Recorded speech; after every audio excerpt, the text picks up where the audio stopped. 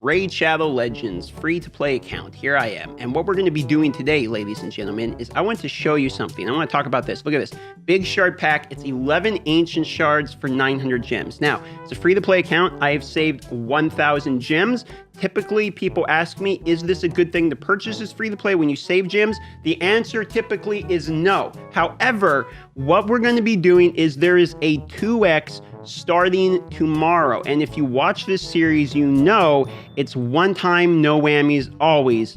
So we made the purchase, that's right. If you check this out, look, oh my God, 11 ancient shards. Guys, we get the first 10-pole ancient pole on the free-to-play Raid Shadow Legends account. This is going to be the best ancient summoning I've done yet on the account for sure.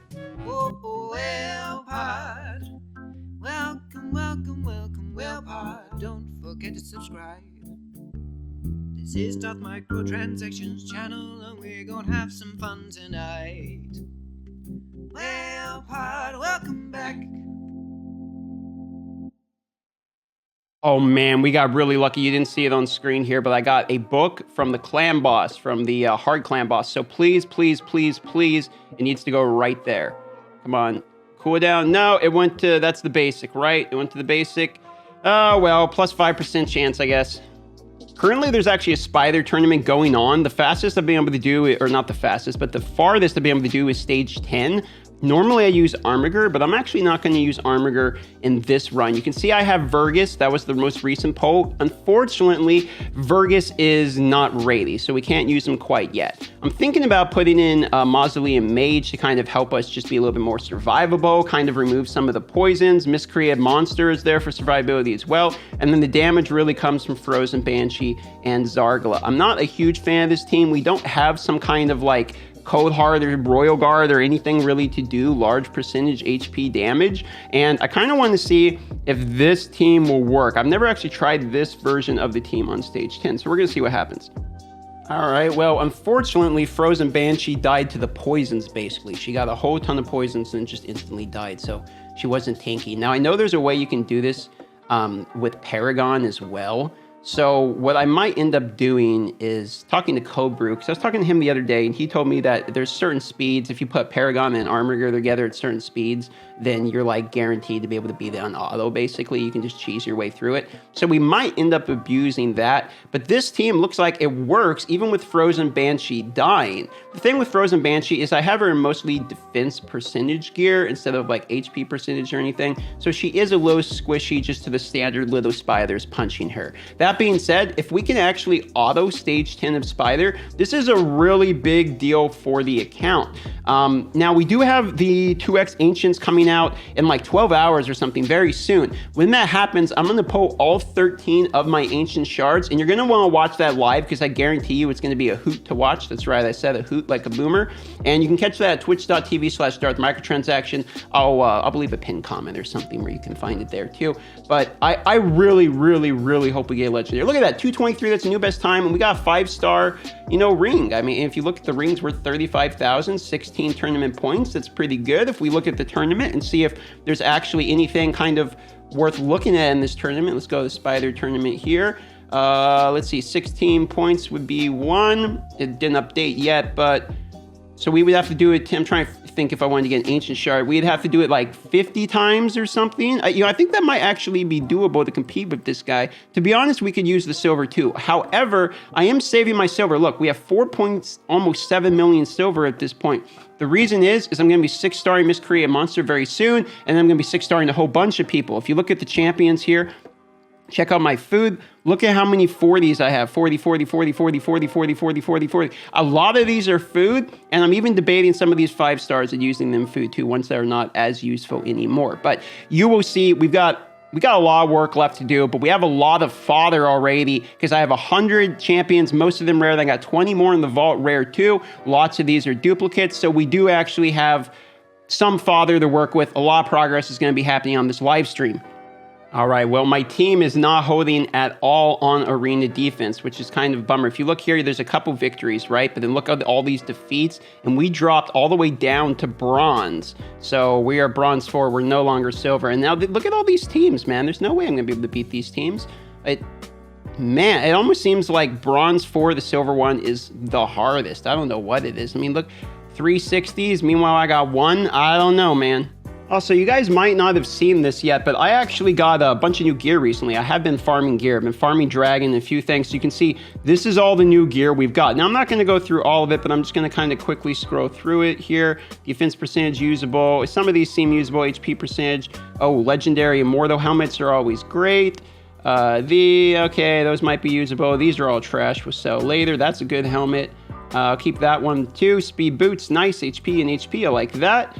Yeah, this is fine. Oh, that's a good one right there. Speed, attack percent. I like this. I like these taunting sets. I think taunting sets are very underrated. Crit rate, HP, and crit damage. Decent shield, even though it's 4-star, and then speed and crit rate and 5-star. That's nice. 4-star speed, frost boots, and then defense percentage. Probably use that for faction wars. 4-star crit rate. I like to keep the good primaries even for 4-star because it's cheaper, maybe used for faction wars. Again, we have lifesteal speed boots. These are only the second set of lifesteal speed boots I have. We need to get to Nightmare Campaign 8 so I can farm 6-star speed boots. And we have attack percentage chest plate there. A couple pieces of resistance that I thought were at decent stats I wanted to keep. Some attack percentage boots. And then we have attack percentage resistance with speed. So check this out. This is actually a potentially great piece because if this rose speed like 3 or 4, I can't say 4, 3 times. Imagine 20 speed on an apothecary or something. Okay, I mean, we still have 2 more chances here. We got to roll this one all the way because even a 10 speed set chest piece would still be better than anything we have. I mean, 15 would be nuts. There we go. We got 1. So now we know at a minimum, this piece is going to be used on 1 character, be it Mausoleum Mage, Apothecary, whoever. Somebody is going to be using this chest piece. Now, the real question is this automatically going to go to Apothecary for Rose Speed again for Arena? Resistance isn't too bad on Apothecary, I suppose. I would prefer HP percentage or something like that. Roll defense percentage again, so at least we have some tanky stats on top of the speed. These are probably the 3 I would want to pick for Apothecary if I had to. Anyway, now I purchased this piece out of the market. It was $180,000, and I probably regret purchasing it. I know it's crit rate, crit damage, speed, but it's only a 4-star piece of gear, and we're trying to upgrade to 6-star now, but I bought it for the exact reason that you're seeing, which is that maybe it rose speed a bunch. Unfortunately, it rolled a 3, and then a 4, so it's only 10 with 2 rows. However, that's the problem with 4-star, right? However, if it rose speed 2 more times, we could still have like an 18 speed shield or something absolutely nuts, which would once again be usable, and an HP set, while not being the best set.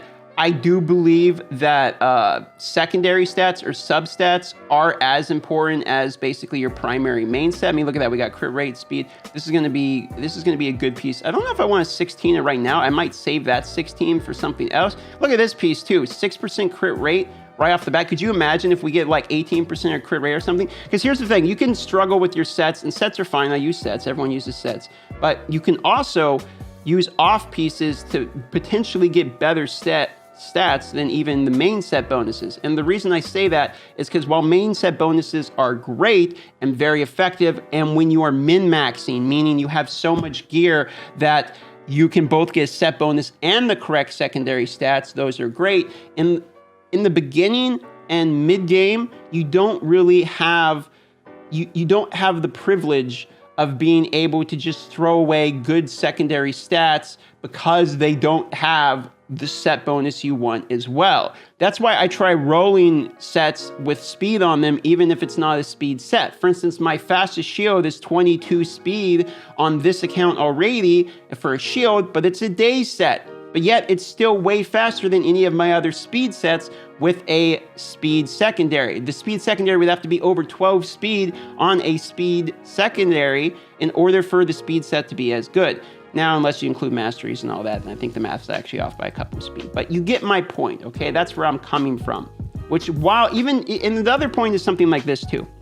You look at ones like this. Here's a speed set with crit rate. Now, you might be like, okay, it doesn't have speed on it. I don't like it, but think about it. Maybe you want somebody who just has a ton of crit rate that also kind of needs to go fast, so you can get the speed out of the one. The reason I'm saying this is because there is some advice out there that's not the best in the world, which tells you basically to crunch anything that's not a good set. And I did that. That's what I did on my well account all the time. And it worked out for me on my well because I am buying gear and stuff. But if I had actually continued to do that all of the time, I would be in exactly the position I am now on my main account, which is that I have no destroy sets for the Doom Tower. My toxic sets are bad, you know, stuff like that, where it's like you actually need taunting sets or any of these other pieces of gear. And if you had not been a moron and kept them the whole time, you could just go back and look at them later. There's also the argument to be made that selling the pieces of gear that aren't ideal will give you more silver, which will help you get more ideal pieces in the long term, and, you know, helps you min-max better. I get that argument too, but this is just my opinion, and I wanted to do an elongated explanation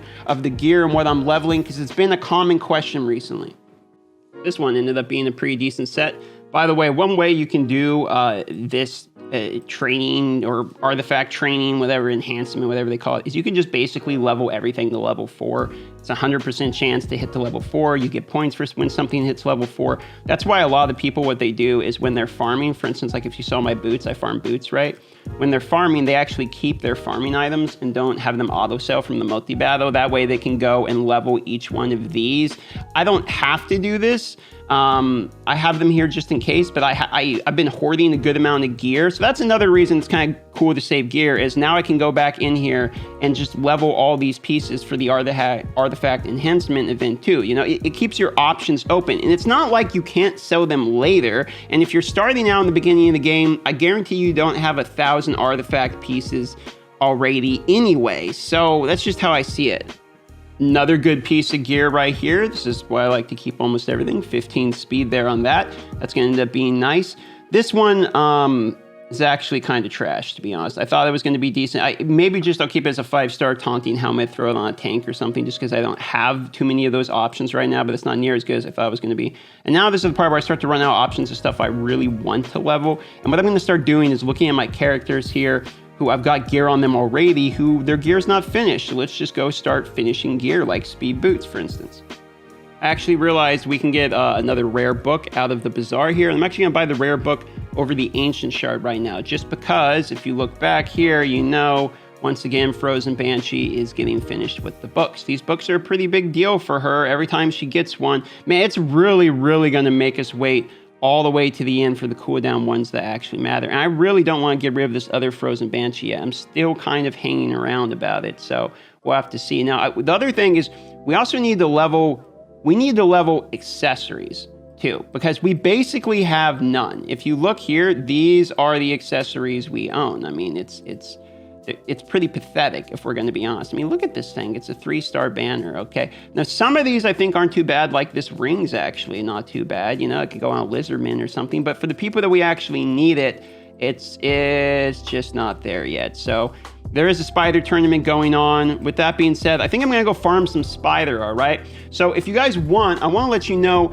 that we reapplied for Twitch partnership again. I said in the last video, we're trying once again, so I guess this is me asking for your help. Hopefully a final time. I'm giving up after this one. I'm gonna be honest. This is my last application. After this, I'm just gonna start streaming on YouTube, and I just give up on Twitch. So if you wanna come by and see if we can get it, love y'all, and I'll see you out there.